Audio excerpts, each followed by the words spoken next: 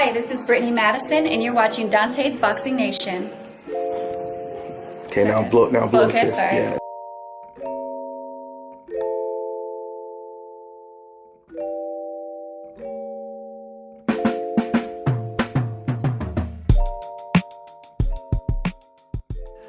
Dante's Boxing Nation, what's going on, guys? So Billy Joe Saunders, he just did an interview today, and according to him, he hasn't heard anything from Canelo's people, from Golden Boy at all. He says that, if he doesn't hear something soon, he's going to move on and try to unify with Caleb Smith. Now, we don't know if it's true that BJ Saunders hasn't heard from Team Golden Boy and maybe they just put the gag order in effect.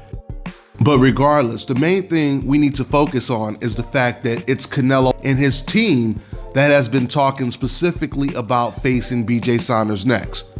Usually once Team Canelo, once they say it, then it's most likely true that that's the fight that's going to happen next. That's the fight that they want next. Maybe there are a couple of roadblocks when it comes to negotiations, a couple stipulations that maybe BJ doesn't agree with, but I think that's going to get worked out. I mean, once you hear Canelo Alvarez try to justify why he's taking the BJ Saunders fight or why he's interested in the fight, that's pretty much all you need to know. That means he wants that fight next.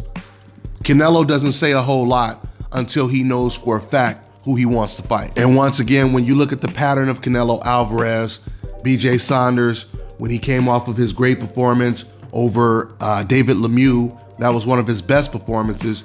That's when Canelo Alvarez said he didn't want to fight him. He said he didn't like his style. He was too boring. But then when BJ Saunders comes off one of his worst performances, now Canelo says that he likes his style now, and it's a good fight for him. This is what Canelo Alvarez said. I told you guys, even when Canelo fought against Danny Jacobs, I was the one that told you guys right after Danny Jacobs didn't look his greatest against Sergey Derevyanchenko, I told you guys I would not be surprised if Canelo changes his mind and decides to fight Danny Jacobs now. And about a week or two after I said that, Oscar De La Hoya did an interview, and he had said that Canelo is going to fight all of them. He's going to fight Charlo, Andrade, and Jacobs. And the reporter, he asked him, he said, so who do you think Canelo would choose first? And Oscar De La Hoya, of course, said Danny Jacobs. Since Danny Jacobs was the only one that had 2 losses and had previously been knocked out before, he was obviously perceived as the weakest link out of the 3. So Canelo Alvarez chose accordingly, and once he beat Danny Jacobs, he had no interest in facing the 2 undefeated champions now, Demetrius Andrade and Jermall Charlo. So by looking at Canelo Alvarez's pattern, this is why I truly believe there's no doubt this fight is going to happen next. Canelo doesn't really have too many other options because he's made it clear once again, he's not going to fight the best fighters at middleweight. He's not going to fight the best fighters at super middleweight. His 2 options right now are Caleb Smith and Billy Joe Saunders. Coincidentally, 2 fighters who are both coming off of their worst performances or one of their worst performances. But he's most likely going to fight BJ Saunders. I would be really surprised if he fights someone else, especially someone more dangerous than Billy Joe Saunders. I mean, right now, in terms of opponents for Canelo Alvarez, the best fighters at middleweight, we already know, is Demetrius Andrade and Jermall Charlo. The best fighters at super middleweight is David Benavidez and Caleb Plant, and you could probably put Caleb Smith third. Then you have Arthur Beterbiev and a couple other fighters at light heavyweight. And so far, Canelo Alvarez has not been interested in facing any of the top guys in the division that he campaigns at. Let's see if that changes. But I do want to make this clear though, just because Canelo is not going after the best fighters in the division he fights at, it doesn't mean they don't have a chance of winning. There's no doubt about it, if we see the best of BJ Saunders, it could be a very tough fight for Canelo Alvarez. Because if you know the sport, then you know a lot of fighters have ended up losing to someone that they thought was going to be an easy opponent just to avoid a tougher challenge. Fighters like Abner Mares comes to mind. I remember Abner Mares, he was ducking Guillermo Rigo. He ended up taking on a Johnny Gonzalez who was supposed to be way past his prime. Johnny Gonzalez ended up knocking out Abner Mares.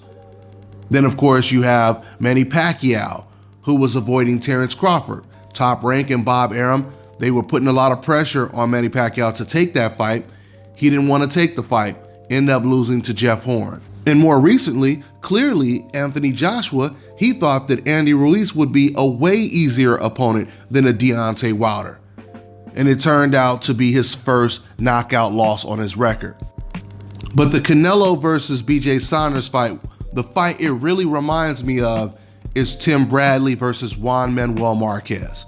It's almost the same situation because Tim Bradley had been chasing Marquez for 2 years. And Team Marquez, they pretty much said the exact same thing or used the exact same excuse that Canelo Alvarez used for not facing BJ Saunders at the time. Team Marquez, they had the nerve to say that Bradley was a boring fighter and they don't want to fight him. Nobody wants to watch that fight.